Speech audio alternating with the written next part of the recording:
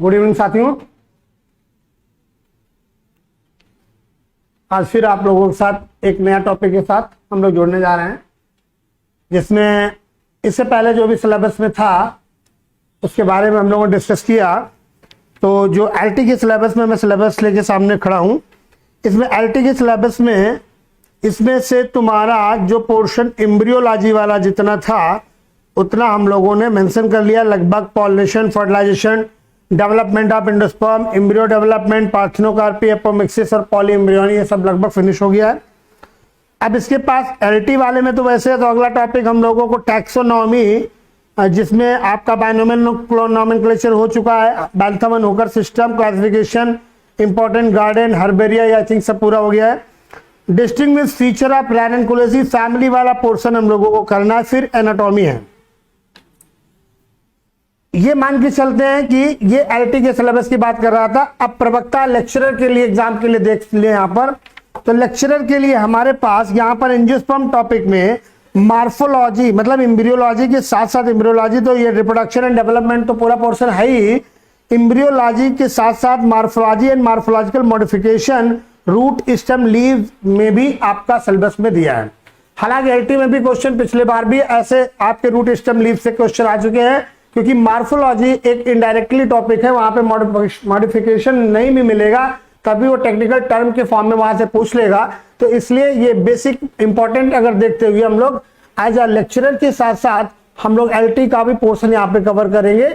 आज heading start करेंगे हम लोग मार्फोलॉजी ऑफ फ्लावरिंग प्लांट, इसके बारे में हम लोग स्टडी करेंगे, ठीक है ना।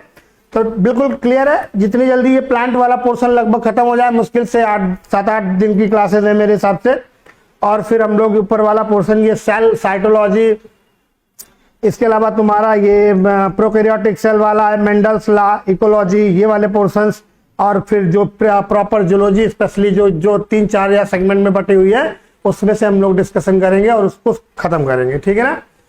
खैर अभी तक हम लोगों को डेट नहीं आई, लेकिन ये अच्छी भी खबर है थोड़ी सी कि थोड़ा सा रुक के आए तो अच्छा खासा हम लोगों को प्रॉपर जो भी प्रिपरेशन यहाँ पे आप लोग प्रिपरेशन कर रहे हैं एक प्रॉपर टाइम मिल जाएगा, तो उसमें अच्छी चीज है। खैर बहुत ज्यादा इसमें आप पेन लेने की जरूरत नहीं है। तो आ जाइए अगले टॉपिक पे, हेडिंग डाल लीजिए। नया टॉपिक है बॉटनी का ही, morphology of flowering plant. Heading डाल लीजिए मार्फोलॉजी। आपका टॉपिक है मार्फोलॉजी। हालांकि मार्फोलॉजी को आप लोग जानते हैं, थोड़ा सा यहां पर डायरेक्ट भी लिख सकते हो, study of external character. External characters like कौन से? External character of plants. तो हम लोग ऐसे भी बोल सकते हैं, जो पेड़ पौधे हैं, पेड़ पौधों के बाह्य लक्षण के अध्ययन को, बाह्य लक्षण के अध्ययन को मार्फोलॉजी कहते हैं, या इसको हिंदी में बाह्य लक्षण विज्ञान भी बोलते हैं। अब इसमें मार्फोलॉजी में सबसे इंपॉर्टेंट, जैसे मार्फोलॉजी है एक ब्रांच, आपने अभी आगे पढ़ेंगे हम लोग सिलेबस में, एनाटॉमी। एनाटॉमी का मतलब होता है पौधे की आंतरिक विज्ञान। आंतरिक विज्ञान मतलब उसके इंटरनल स्ट्रक्चर की बात करेगा। किसकी बात करेगा? इंटरनल। खैर अभी हमको नहीं पढ़ना है, क्लियर है ना। तो अभी हम लोगों को बात करनी है मार्फोलॉजी ऑफ फ्लावरिंग प्लांट में। एक बेसिक फॉर्म में समझ लीजिए कि मार्फोलॉजी किसी भी पर्टिकुलर प्लांट की अगर बात करें, किसी भी पर्टिकुलर प्लांट की बात करें तो हम लोग देखते हैं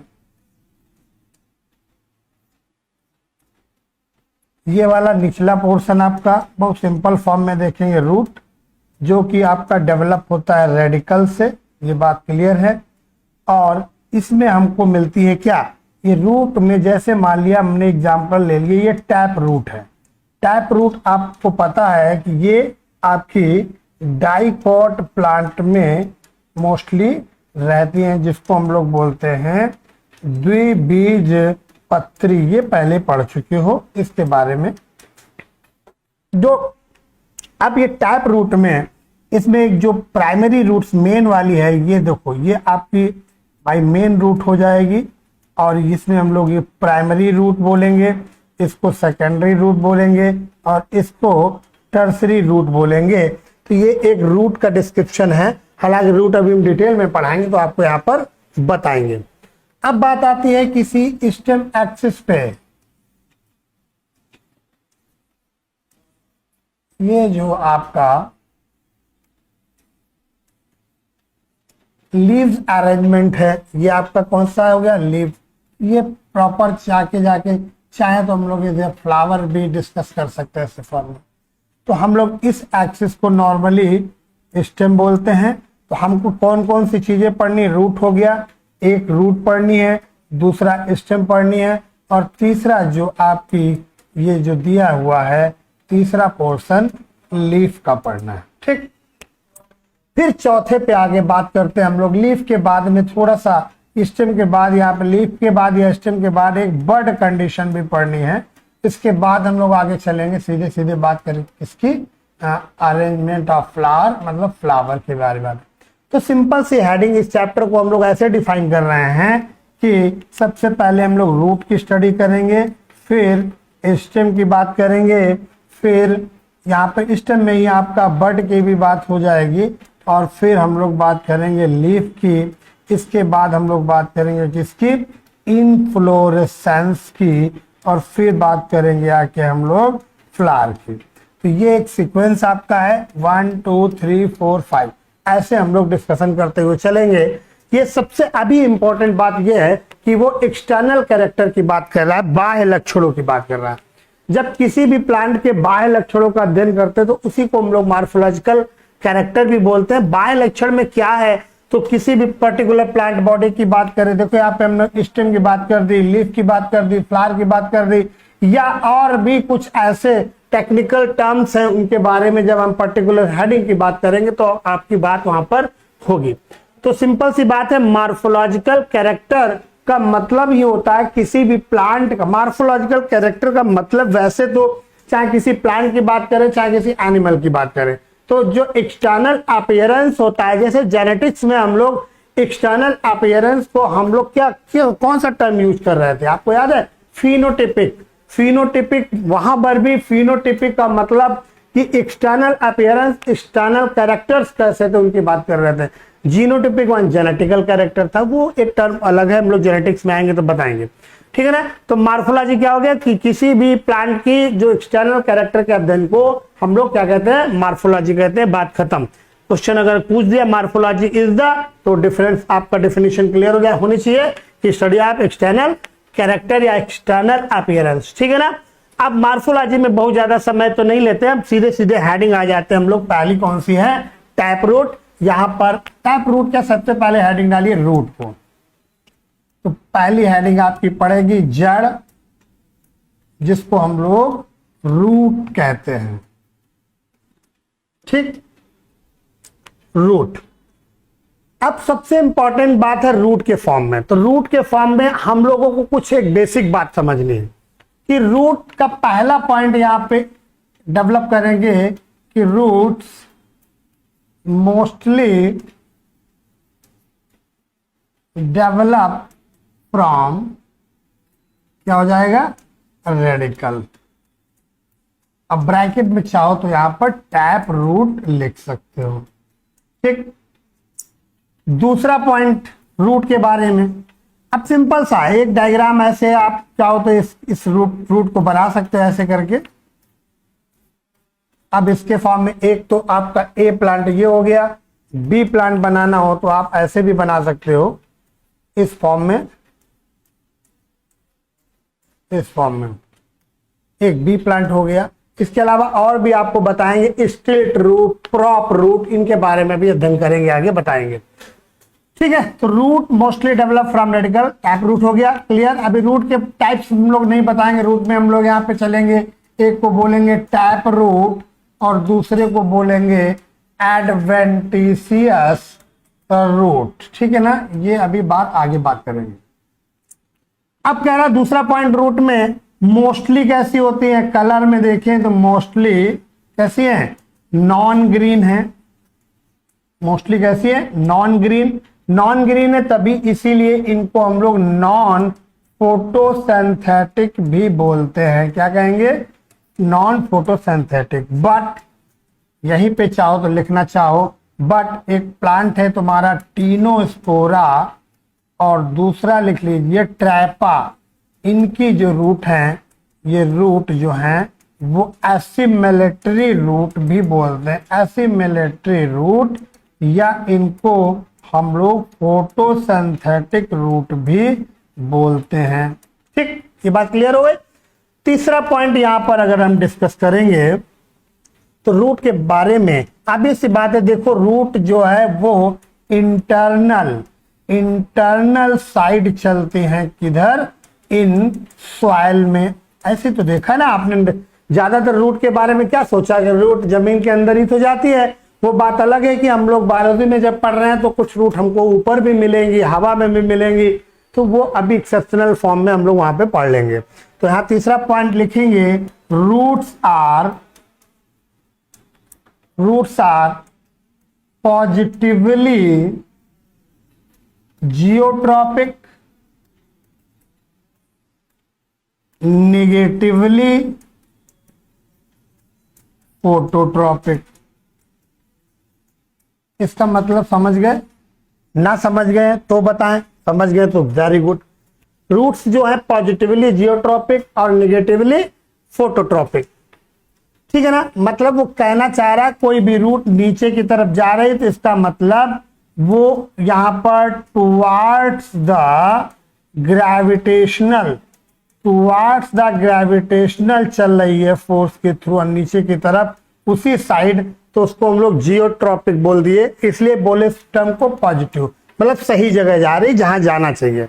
निगेटिवली फोटोट्रॉपिक, ऊपर अगर नहीं जाती है तो हम लोग उसको निगेटिवली फोटोट्रॉपिक, मतलब ऊपर साइड में जाके लाइट के स्टिमुलस में रूट ऐसा वर्क नहीं कर रही है। क्लियर है ना। चौथा पॉइंट लिखना चाहें, अगर हाँ एक्सेप्शनल के फॉर्म में अगर यही पॉइंट साइड में ही बनाना चाहें तो हम लोग यही बना सकते हैं।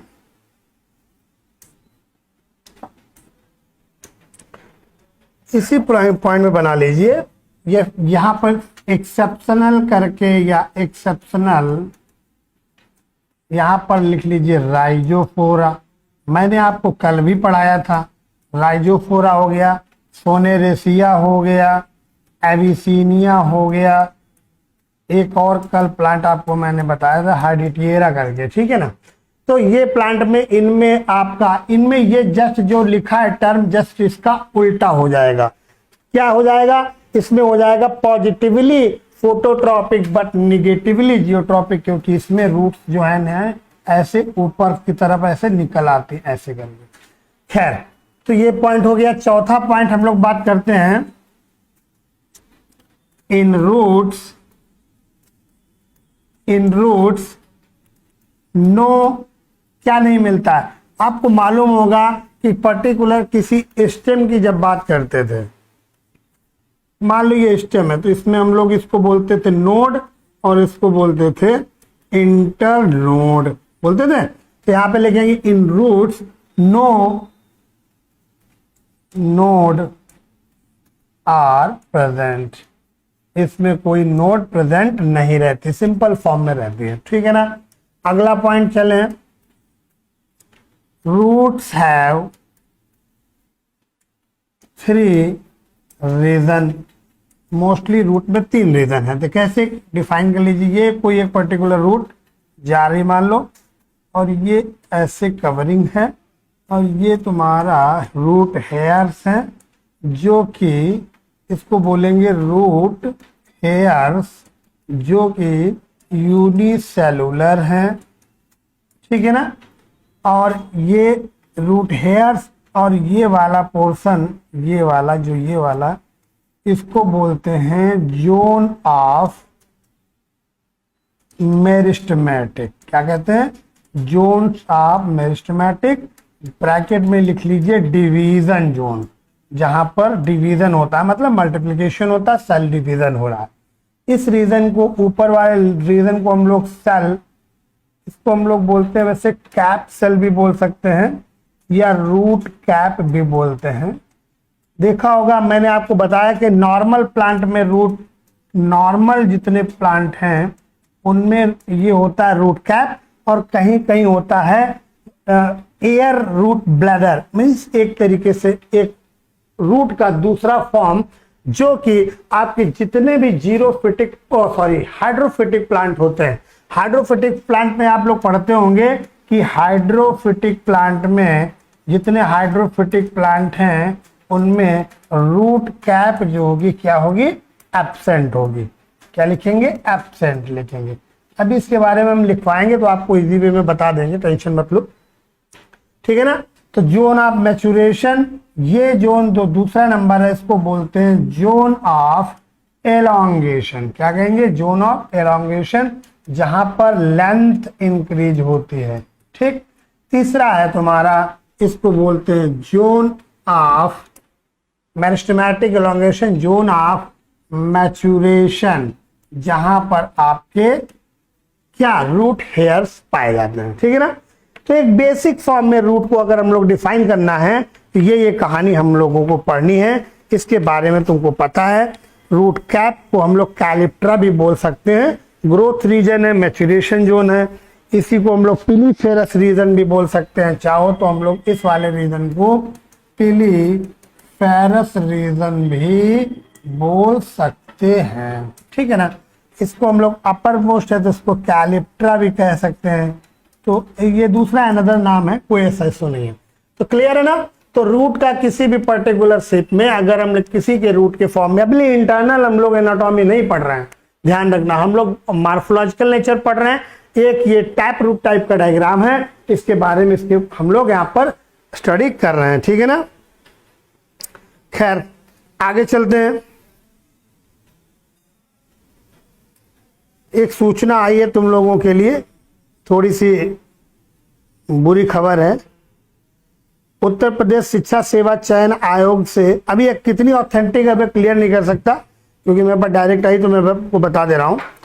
उत्तर प्रदेश शिक्षा सेवा चयन आयोग विज्ञप्ति डिसाइड कर रहा है, कह रहा है एतद द्वारा सभी को संबंधित सूचित किया जाता है कि विज्ञापन संख्या 2/2022 मतलब प्रवक्ता पीजीटी का जो एग्जाम 15-16 अक्टूबर को लगा था, निर्धारित लिखित परीक्षा अपरिहार्य कारणों से स्थगित की जाती है। परीक्षा तिथि की सूचना पृथक से दी जाएगी। ये तो होना ही था, आपको मैं पहले बता चुका था, क्योंकि इसकी जो अध्यक्षा महोदया थी वो हटा दी गई हैं। ठीक है ना। और हटा दी गई हैं कि हट गई भगवान जाने, लेकिन फिलहाल आप लोगों को पेन नहीं लेनी। आप लोगों का जो एग्जाम है एलटी वाला, उसमें कोई भी बदलाव नहीं होगा। एलटी और लेक्चरर के दोनों एग्जाम होंगे अपने टाइम से, क्योंकि वहां पे लोक सेवा आयोग की बड़ी प्रतिष्ठित जो उसकी इज्जत दांव पे लगी रहती है। ये आयोग तो नया नया बना था, अभी ऐसे ही हंस खेल रहा है, एग्जाम कब होगा पता नहीं। खैर, प्रवक्ता का कटा है तो मुझे पूरी उम्मीद है अब उसका क्या बोलते हैं जो टीजीटी है वो भी बढ़ेगा, और जो उन्होंने नए नए सपने दिखाए थे कि टीईटी का एग्जाम जनवरी में होगा, वो भी अब इम्पॉसिबल है। खैर, थोड़ी सी दुख भरी खबर है। खैर, आप लोग टेंशन नहीं लेना, आप लोगों को चलना है किस पे, लेक्चरर और एलटी पे। ठीक है ना भाई। तो आप लोग बिल्कुल प्रॉपर वे में इसको डिफाइन कर दिया है। यहाँ पर इतना आपका पोर्शन हो गया। अब नई अगली लाइन से लिखिए, इसको बनाते भी रहना आप लोग चाहो तो, अगली लाइन से लिख लीजिए इसमें। तो मैंने क्या क्या बता दिया देखो, सुन लीजिए, नोट्स के अकॉर्डिंग मैच कर लीजिए। मैंने यहाँ पे जो कैरेक्टर्स बताए हैं रूट में, कि रूट में नोड इंटरनोड एब्सेंट होते हैं, अक्लोरोफिलस हैं, मोस्टली नॉन ग्रीन होते हैं, मैं आपको बता चुका हूं। इसीलिए आपको ये जो जो पॉइंट मैं अब लिखवाऊंगा, जो पढ़ा चुका हूं उसमें नहीं मेंशन करने, आप इसी से नोट कर लेना, इसमें टाइम बचता है बहुत।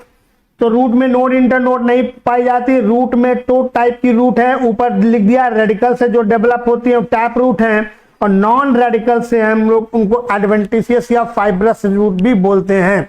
हाँ, ये वैसे तो लिख लो, यहाँ पर बता चुका हूं। ऐसे टैप रूट जो थी वो रेडिकल पार्ट से डेवलप होती है, एडवेंटिशियस ये नॉन रेडिकल, मतलब ये रेडिकल को छोड़कर किसी और पार्ट से डेवलप हो जाएं तो इसको हम लोग बोलते हैं, इसी को हम लोग फाइब्रस रूट के भी नाम से जानते हैं। हालांकि कहीं कहीं किताबों में आपको फाइब्रस एडवेंटिशियस एक ही मिलेगा, कहीं कहीं वो लोग अलग भी डिफाइन करने लगते हैं। खैर उसका नॉन है तो कोई मतलब ही नहीं बनता, ठीक है ना। अब बात आती है कि मोनोकॉट्स में आपको क्लियर है कि डाइकॉट जितने रेडिकल वाली जो रूट्स हैं, मतलब जिनमें हम लोगों को टाइप रूट वाला पोर्शन है, ये आपको मिलेगी किसमें, डाइकॉट में, और ये किसमें मिलेगी, मोनोकॉट में। ये बात बिल्कुल दिमाग में सेट कर लो, इसको कतई गलती नहीं होनी। डायग्राम आपका मेंशन कर चुका हूं, डायग्राम तो हो ही चुका, डायग्राम से कोई रिलेटेड बात है नहीं। अगला पॉइंट लिख लीजिए, the origin of root are endogenous. इसमें अगला पॉइंट बढ़ा लीजिए, the origin of root are endogenous. क्या कहेंगे, इंडोजिनस। इंडोजिनस का मतलब अंदर से, कॉर्टेक्स ऑर्टेक्स वाले पार्ट से, इनसाइड से, indigenous. Next point, lateral roots are originated from pericycle. lateral roots originated from pericycle। ठीक, 7th पॉइंट, नेक्स्ट पॉइंट पे आ जाइए 7th में। रूट टिप पे आपको मैं पहले बता चुका हूं, रूट कैप पाई जाती है ज्यादातर, लेकिन कुछ प्लांट्स ऐसे हैं पैंडेनस वगैरह, इनमें रूट टिप पर रूट कैप नहीं भी पाए जाते हैं। आप नोट कर लीजिए इस पॉइंट को। At root tip covered by root cap,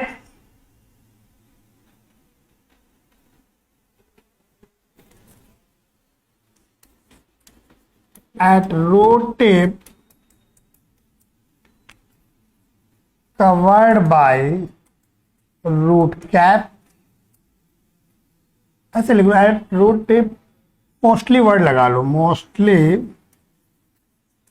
at root cap, root tip covered by single root cap. But एक प्लांट है Pandanus covered by multiple root cap। एक वैसे तो पूछेगा कि रूट कैप किसमें एब्सेंट होती है, वो तो हाइड्रोफाइट्स हो गया। यहां पे पूछेगा पैंडेमस जो प्लांट है, इनमें बहुत सारी एक से ज्यादा रूट कैप मिल सकती है। अगला पॉइंट लिख लीजिए, in hydrophytes root cap are absent where root pocket are present। जितने भी आपके in hydrophytes root cap are absent, but root pocket are present. ठीक है ना। हाइड्रोफाइट्स प्लांट में रूट कैप एब्सेंट होती है, लेकिन वहां पर रूट पॉकेट जो है आपको मिलती है, पाई जाती है। ठीक है ना। नेक्स्ट पॉइंट देखो, रूट टिप के पीछे बैक साइड वाला जो जोन आपका डिवीजन वाला बता दिया, जोन ऑफ एलोंगेशन हो गया। Growth region root cap developed होती है, ग्रोथ रीजन के पीछे मैचुरेशन जोन है, यूनिसेलुलर हेयर भी है। ये मैं सब ऑलरेडी लिखवा चुका हूं। हाँ, एक चीज लिख सकते हो, वहीं पे मेंशन कर लो, ज्यादा अच्छा रहेगा। Absorption of minerals and water, लेकिन वाटर का कंपैरिजन में मिनरल्स का एब्जॉर्प्शन इस रूट हेयर वाले जोन से, आपका वाटर के साथ मिनरल्स भी रहते हैं, वो भी एब्जॉर्ब होंगे।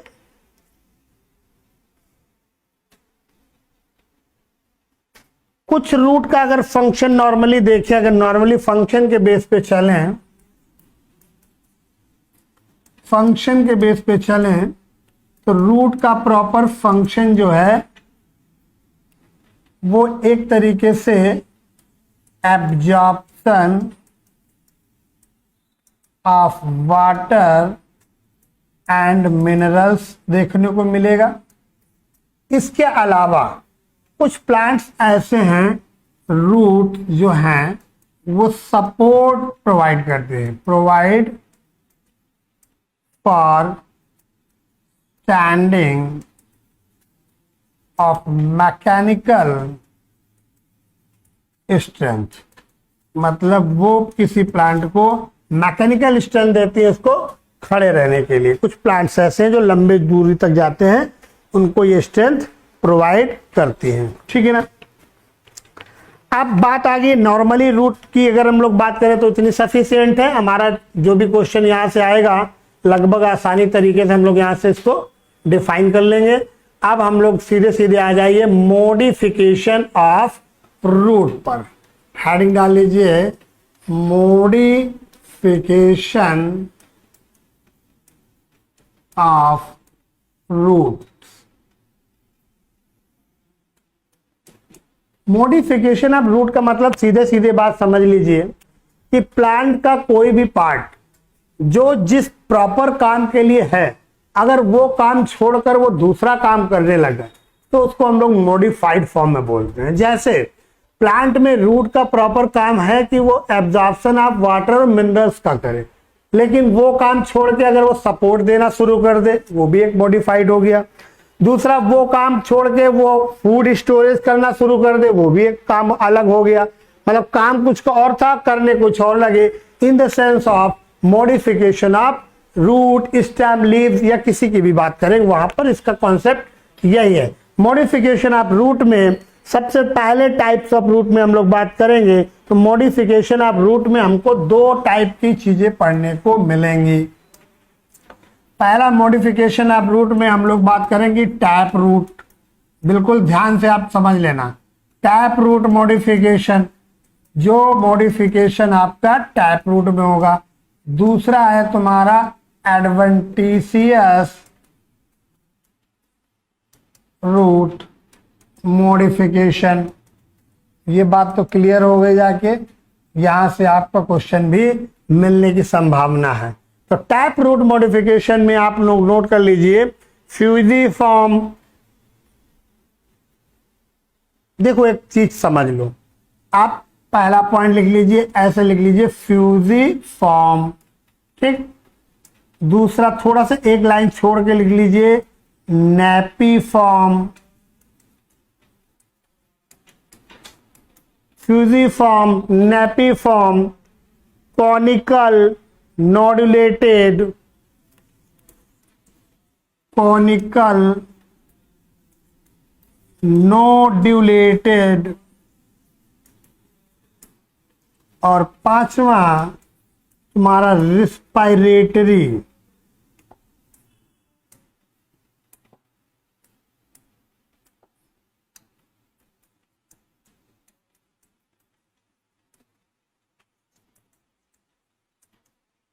ठीक, रेस्पिरेटरी रूट। अब बात करते हैं फ्यूजिफॉर्म में। सीधी सी बात है, मिडिल पार्ट जो है ये आपका थिक है और कॉर्नर का पार्ट है जो थोड़ा सा थिन रहता है।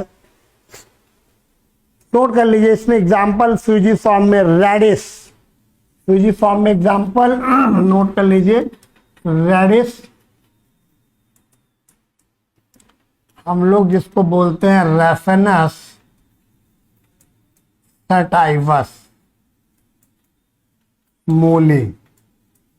अब इसके हम डायग्राम नहीं बनाने जा रहे हैं, वहाँ मूली, गाजर और हम चुकंदर, सलजम डायग्राम बनाएंगे, आप लोग दिमाग इतना लगा लीजिए।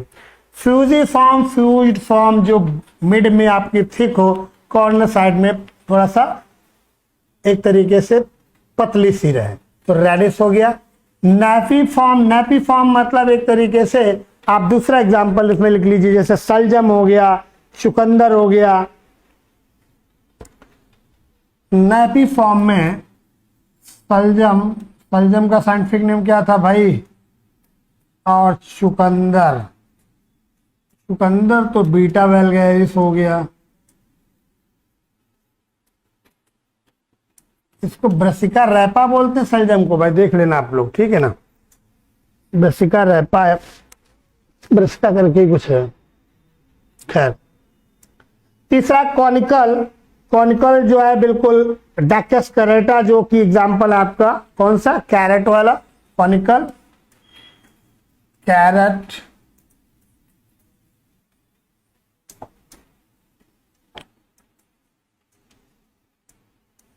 ट्रैक्टस करेटा, गाजर, तो गाजर भी हो गई, मूली भी हो गई, सलजम हो गई, आराम से आपका सलाद बनेगा। अगला है नोडिलेटेड। नोडिलेटेड में ज्यादा याद करने की जरूरत नहीं है। नोडिलेटेड में मतलब जिनमें नोड्यूल्स पाई जाए, गांठें जैसी निकलती है ना, वो मिलेंगी। तो ऐसे प्लांट्स जैसे ऐसे ऐसे करके होते हैं, यहाँ पे ऐसी गांठ एक तरीके से इस फॉर्म में स्ट्रक्चर मिलता है। तो इनमें आपके नाइट्रोजन फिक्सिंग जो है, नाइट्रोजन फिक्सिंग बैक्टीरिया, जैसे आपने पढ़ा था राइजोबियम की बात कर सकते हैं। और सीधी सी बात है, नाइट्रोजन फिक्सिंग है तो ये नोड्यूल्स में भी पाए जाते हैं। तो बेस्ट एग्जांपल कौन सी फैमिली हो गई आपकी, लेग्यूमिनेसी, जो आपकी दालों वाली फैमिली है, ठीक है ना, दालों वाली फैमिली इसमें आएगी। तो इसमें हमको बताने की जरूरत नहीं है, नोड्यूलेटेड आप लोग आराम से स्वयं कर लेंगे, ठीक है ना। रिस्पायरेटरी या न्यूमेटोफोर्स मैं भी आपको बता चुका हूँ। रिस्पायरेटरी या न्यूमेटोफोर्स, आप ये क्वेश्चन जरूर याद करना। मुझे पता नहीं ऐसा क्यों लग रहा है, ये क्वेश्चन में से क्वेश्चन आएगा। न्यूमेटोफोर्स क्या होते हैं, जैसे मान लिया कोई भी प्लांट ये है, ये इसकी सैल, यहाँ से कोई रूट वगैरह गई तो ये रूट आगे जाके ऐसे स्ट्रक्चर को बनाती है इस फॉर्म में, ऐसे करके। तो ये जो स्ट्रक्चर है इसको हम लोग न्यूमेटोफोर्स भी बोलते हैं, जिसके ऊपर यहाँ इसी को रिस्पायरेटरी रूट्स भी बोलते हैं, क्योंकि यहाँ पर आपका गैसियस एक्सचेंज भी होता है। ठीक, ये तो क्लियर हो गई। अब बात आती है, दो तीन क्वेश्चन यहाँ से क्लियर हो। अब बात आती है इससे कौन से प्लांट है, तो आपको बहुत अच्छे तरीके से पता है कि राइजोफोरा, सोनेरेसिया और एविसीडिया, आप लोग बिल्कुल तोते की तरह इनको याद कर लो। ठीक, जैसे तोता याद करता है ना, वैसे ही। अब इसके अलावा यहाँ से क्वेश्चन पूछता है, ये आपके हैलोफाइट्स पाए जाने वाले प्लांट हैं, जहां पे साल्ट लविंग है वहां मिलेंगे। और इसी वेजिटेशन को हम लोग मैनग्रूव्स वेजिटेशन भी बोलते हैं, ठीक है ना। ये भी नोट कर लेना, जो कि वेस्ट बंगाल, आई थिंक पश्चिम बंगाल के कौन सा एक वहां पे जंगल है, इसका नाम मैं भूल गया थोड़ा सा, मैनग्रूव वाला, ठीक है, उसी की बात। तो रिस्पायरेटरी रूट्स भी बिल्कुल क्लियर हैं, शीशे की तरह आप लोग आसानी से क्वेश्चन कर लेंगे। एग्जांपल मैंने खूब सारे बता दिए और इनका काम क्या। हालांकि रिस्पायरेटरी रूट्स या न्यूमेटोफोर्स के फॉर्म में ये भी पूछता है कि ये निगेटिवली, तुम्हारी ये निगेटिवली जियोट्रॉपिक हैं और पॉजिटिवली क्या है, फोटोट्रॉपिक हैं, ठीक है ना, बिल्कुल सही बात। एसीपी आज कितने लोग लाइन में जोड़े, जरा देखो। तुम लोग पता नहीं बाद में पढ़ते हो कि नहीं, मुझे सही नहीं समझ में आता है। मैं भी सोच रहा हूँ कैमरा देख देख के पढ़ाता रहता हूँ। देख रहे हैं कुछ?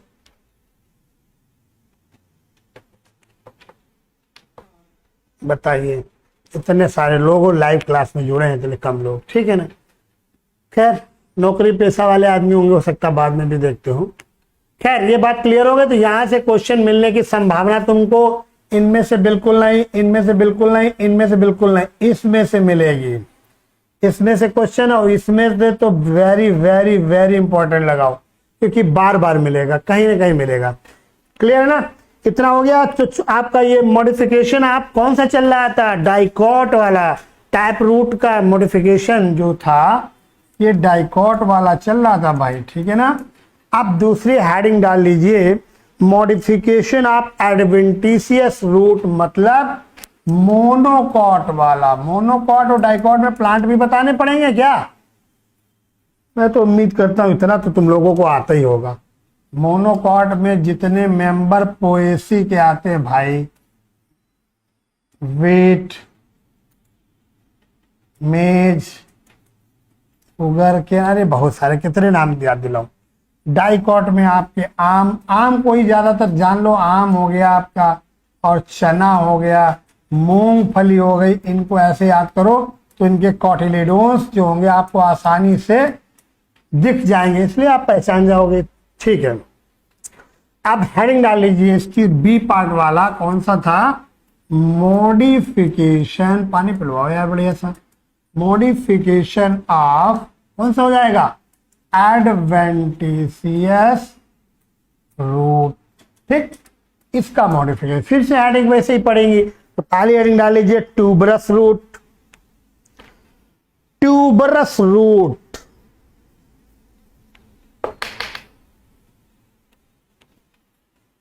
पहली हो जाएगी इसकी ट्यूबरस।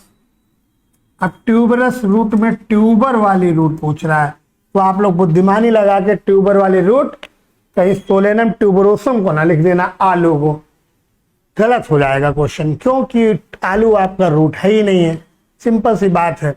तो ट्यूबरस रूट में इसका बेस्ट एग्जांपल आप लोग लिख सकते हैं आइपोमिया बटाटा। आइपोमिया बटाटा, जो इसको हम लोग बोलते हैं शकरकंद, ठीक है ना, ये है। ये ट्यूबरस रूट एक्चुअली एक्युमुलेशन हो जाता है, किसका हो जाता है, एक्युमुलेशन ऑफ फूड हो जाता है, जिससे कि इसका स्ट्रक्चर जो होता है ना, स्ट्रक्चर जो होता है इसका इरेगुलर हो जाता है। देखा होगा आपने, जो भी लाते हैं शकरकंद, वो कोई जरूरी नहीं एक साइड शेप में बिल्कुल एक जैसी हो।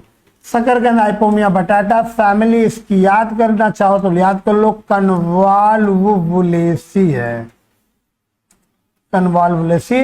और ये बहन है, किसकी है, बहन किसकी, सोलेनेसी की, सोलेनेसी की बहन है कौन, कन्वाल्वुलेसी। ठीक है ना।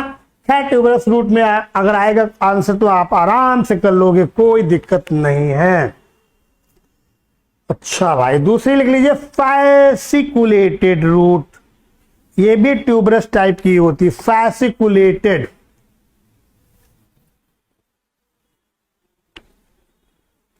फैसिकुलेटेड रूट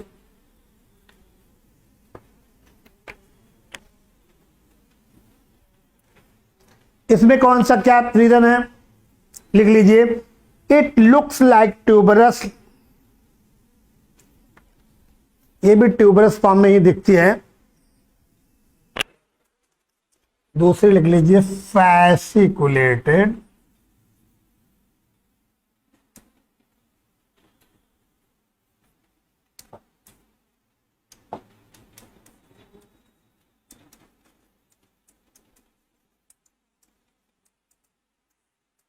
ठीक है। ये दिखती तो आपकी बिल्कुल लुक्स लाइक ट्यूबरस है। इसके एग्जाम्पल तुम लोग बताएं, याद आ जाएगा। एक है तुम्हारा एस्परेगस, देखा होगा गांव के किसान आजकल इसको खूब उगा रहे हैं और इसकी जड़ को बेचते हैं, दवाई में यूज होते हैं। दूसरी एक है तुम्हारी डहेलिया, डहेलिया की रूट से इनुलिन भी निकलता है, ये भी नोट कर लेना, इनुलिन, ठीक है ना। तो एस्परेगस हो गई, दूसरी हो गई इनुलिन, जो कि इसका रिजर्व फूड है। तीसरा आ जाइए इसमें स्टिल्ट रूट, तीसरा आ जाएंगे स्टिल्ट रूट। रूट का काम क्या था, पानी और मिनरल्स को ऑब्जॉर्व करना। ये क्या काम कर रही है, ऐसा कोई स्टेम है और जो नीचे रूट्स जा रहे हैं इनको जाने दो, ये जाके ऐसे इसको सपोर्ट प्रोवाइड करते हैं। अब आपको तुरंत समझ में आ गया होगा कौन सा, मक्का में, जिया मेज में है, इसके अलावा सैक्चारम ऑफिसिनेरम में है, मतलब कुछ ऐसे प्लांट, मक्का और सैक्चारम ऑफिसिनेरम मतलब क्या नाम था, शुगर वाला प्लांट, अरे इसको हम लोग हिंदी में बोलते हैं गन्ना, वही। इनकी रूट सपोर्टिव होती है, स्टिल्ट रूट क्या प्रोवाइड करती हैं, सपोर्ट प्रोवाइड करती हैं, किसको, support provide to the stem. कहां पे एराइजेज, कहां पे होती है, एराइजेज फ्रॉम बेस पार्ट, नीचे से एराइज होती हैं, ठीक है ना। नोट कर लो। स्टिल्ट रूट अच्छा क्वेश्चन है। इसके अलावा एक और आएगा प्रॉप रूट, ये भी आपने बहुत सुना होगा, एनसीईआरटी के क्वेश्चन है। ये वाली लाइन जो है आपकी एनसीईआरटी में भी है। अगला तुम्हारा जो है 4 नंबर, वो भी एनसीईआरटी में लिखी है। क्या है? Prop root. Prop root, prop root जो भी होती है, ये भी आपको प्लांट को सपोर्ट प्रोवाइड करती हैं। क्या करती है? सपोर्ट प्रोवाइड करती है। कैसे? कुछ प्लांट जैसे आपका है बनियन ट्री, बनियन ट्री में आप देखे होंगे हैंगिंग रूट होती है। कैसी है?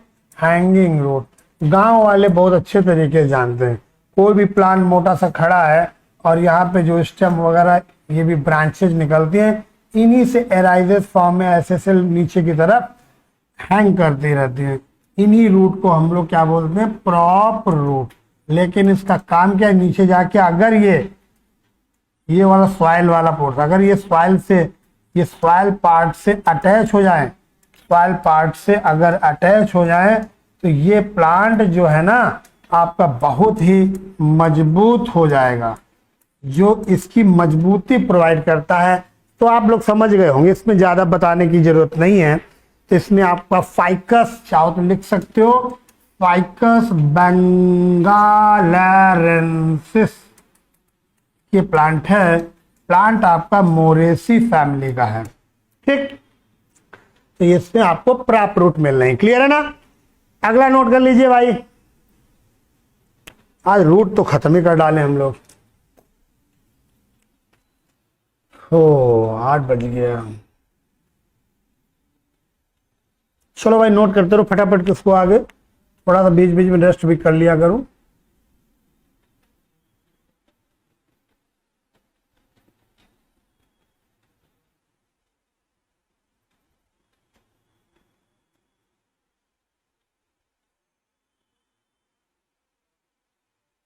ठीक है, अगला पॉइंट लिख लीजिए। अगला पॉइंट लिख लीजिए, बट्रेस। ये एक्चुअली बनियन में ये भी होती है, लेकिन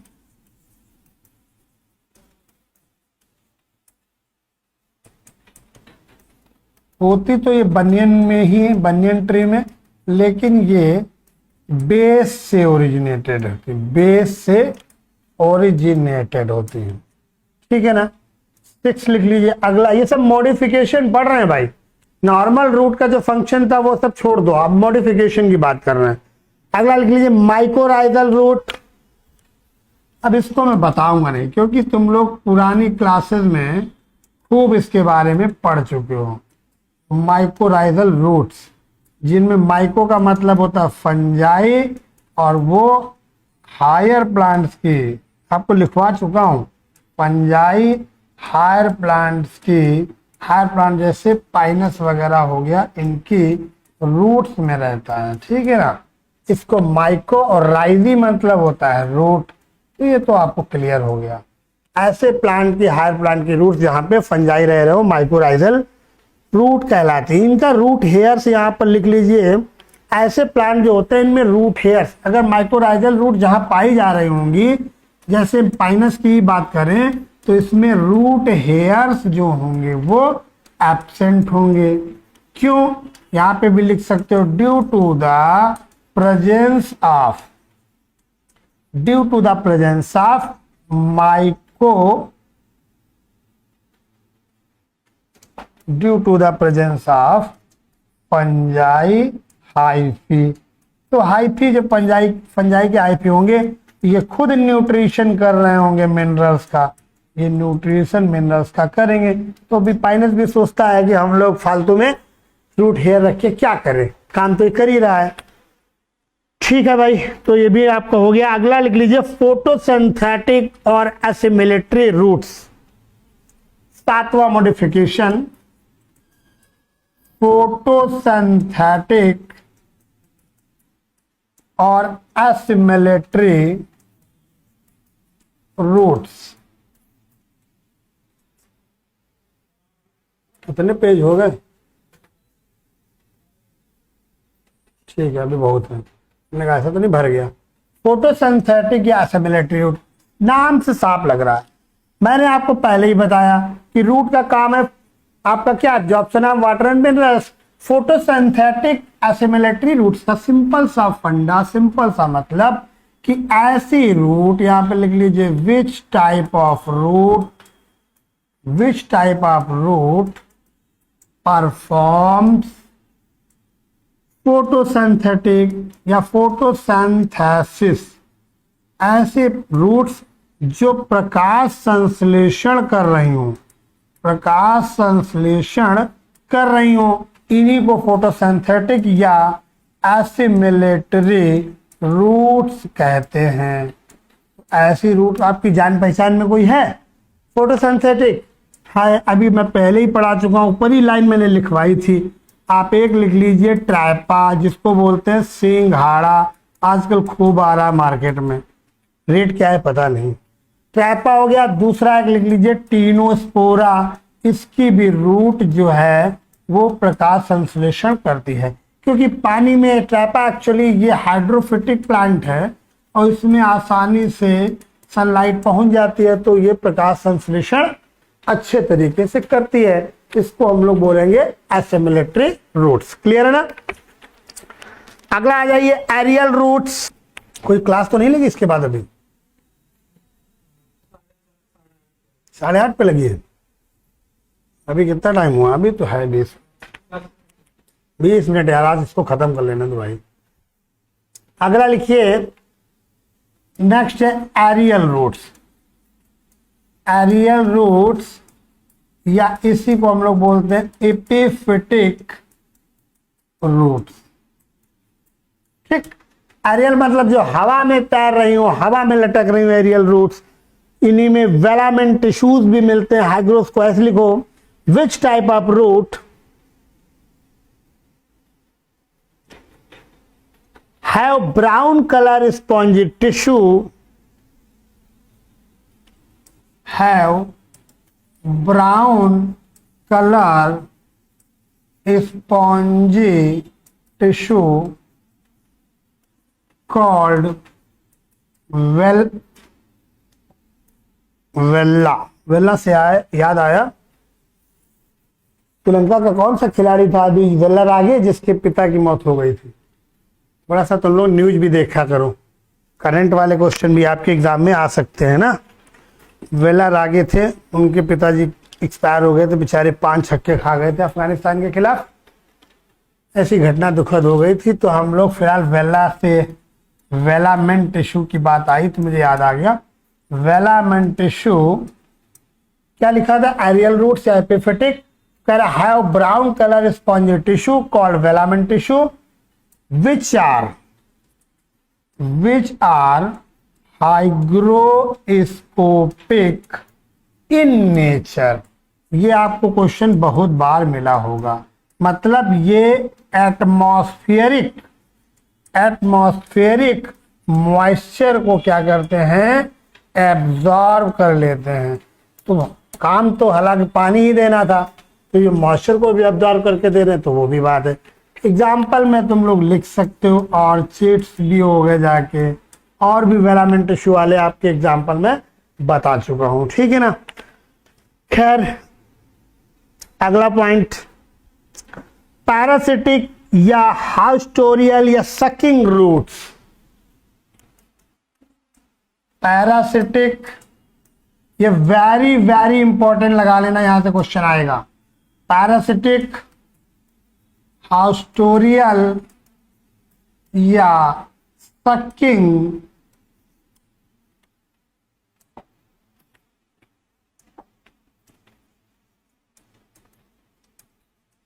रूट्स। ठीक है ना? पैरासिटिक, हाउस्टोरियल, सकिंग रूट्स, इसमें एग्जांपल देखो। पैरासिटिक वर्ड आया है तो हम लोग थोड़ा सा इस क्वेश्चन को डिफाइन कर लेते हैं। ऐसे प्लांट्स जो किसी पर्टिकुलर एंजियोस्पर्मिक प्लांट पे ही, एंजियोस्पर्मिक प्लांट पैरासिटिक होगा, वो अपना फूड या न्यूट्रिशन कहीं से ले रहा होगा। सिंपल सी बात है। तो इसका अर्थ ये बनता है कि वो प्लांट नॉन फोटोसिंथेटिक होगा, प्रकाश संश्लेषण खुद तो कर नहीं रहा होगा, तभी तो दूसरे पे डिपेंड होगा। जब खुद ही कर लेता तो दूसरे पे क्यों परजीवी होता? सिंपल सी बात है। तो हम लोग यहाँ पर देखो, और रूट, दो पे पैरासाइट हो सकते हैं। एक क्वेश्चन बनेगा टोटल स्टेम पैरासाइट, दूसरा बनेगा टोटल, ये तो टोटल हो गया, दूसरा पार्शियल स्टेम पैरासाइट। बहुत पैर दर्द करने लगे आज। दूसरा टोटल रूट पैरासाइट, और इधर बनेगा टोटल, नहीं टोटल कैसे हो जाएगा, पूरा गायब हो गया। पार्शियल रूट, हालांकि इस टोटल वर्ड को हम लोग ऑब्लिगेट पैरासाइट, इसको फैकल्टेटिव पैरासाइट भी वर्ड यूज कर सकते हैं, ठीक है ना। अब बात आती है टोटल स्टेम पैरासाइट का, तो इसको खूब अच्छे तरीके से आप लोग जानते हो, किसको बात करता है, कस्पुटा की। कस्पुटा रिफ्लेक्सा, कितनी बार इसका मैं नाम लूं तब भी नहीं भूलेंगे हम लोग। कस्पुटा रिफ्लेक्सा टोटल स्टेम पैरासाइट, जिसको डोडर्स प्लांट बोलते हैं, अमरबेल भी बोलते हैं, और भी एक दो नाम बोलते होंगे। अब बात आती है टोटल स्टेम पैरासाइट, बिल्कुल क्लियर हो गया।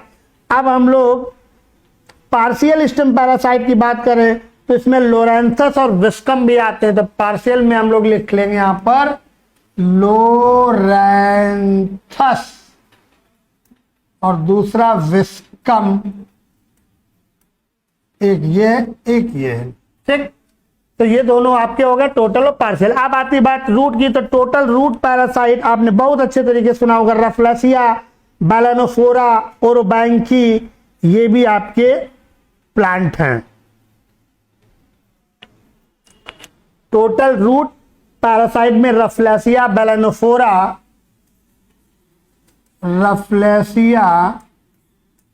बैलेनोफोरा,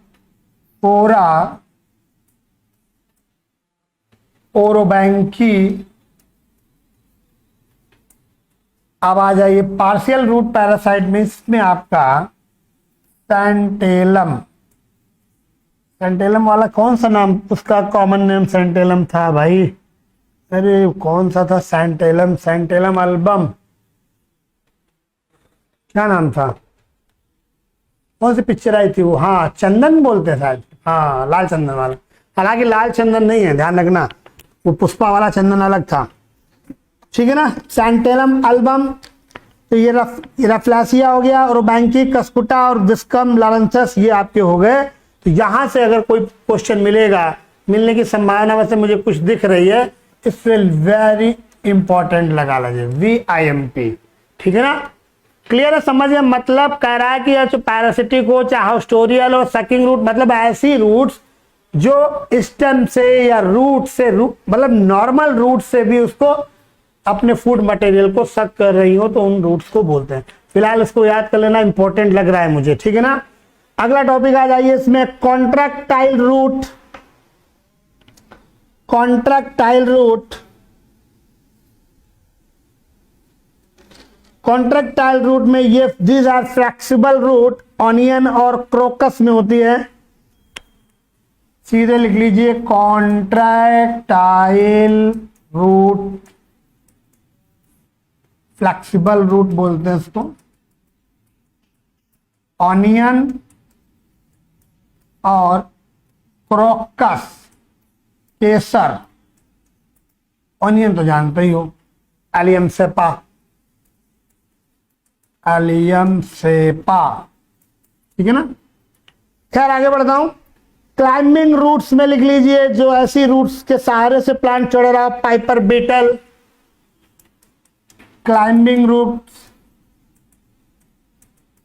आपको एक बार बता दो, अगर रूट से क्वेश्चन आया, कहां से आया, पाइपर बीटल जिसको बोलते हैं, पान, रूट से क्वेश्चन आया और यहां से बच के जा नहीं सकता है। अगला क्लिंगिंग रूट्स, ऑर्चिड्स में लिख लीजिए क्लिंगिंग, ये क्लाइंबिंग है भाई, लिख दूं क्लाइंबिंग। अगला लिखना है clinging. Clinging, clinging roots orchids में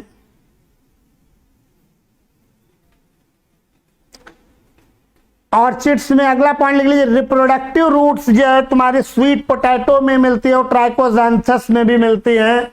अगला है तुम्हारा रिप्रोडक्टिव। कौन सी रूट रिप्रोडक्टिव, मतलब रिप्रोडक्टिव या वेजिटेटिव प्रोपेगेशन के थ्रू काम हो। रिप्रोडक्टिव रूट्स में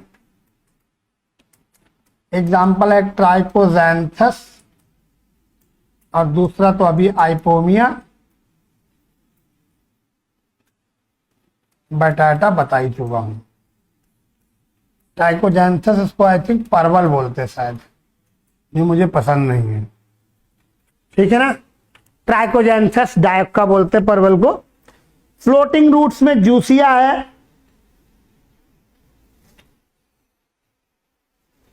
ये पॉइंट तुमको पहले ही पढ़ा चुका। हाइड्रोफाइट प्लांट जितने होते हैं उनमें रूट्स कैप या रूट्स एब्सेंट होती हैं, जैसे वॉल्फिया वगैरह हो गया। हाइड्रोफाइट प्लांट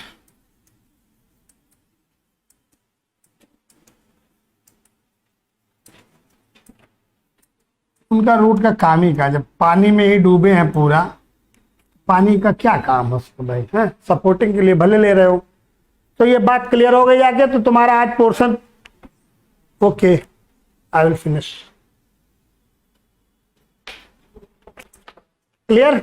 तो हाइड्रोफाइट्स प्लांट में जो है हैव नो रूट्स, या रूट की अगर बात भी करता है तो फिर रूट कैप तो कतई नहीं होंगी, ये भी बात ध्यान रखना।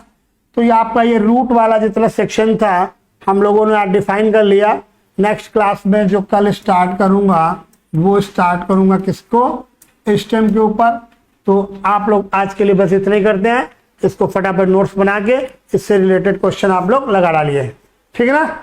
Thank you for this class, मिलते हैं कल।